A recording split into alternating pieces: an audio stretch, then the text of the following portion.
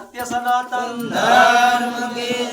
रोड़ीदार राम पीर की आज के आनंद की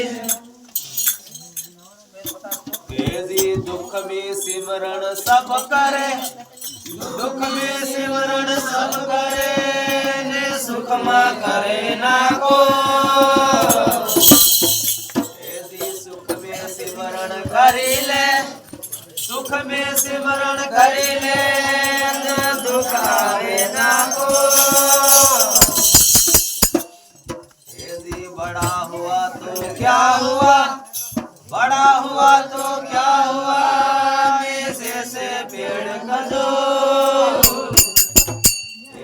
बंधी को साया नहीं बंधी को साया नहीं पर लगे अति दो बोले भक्ति मात की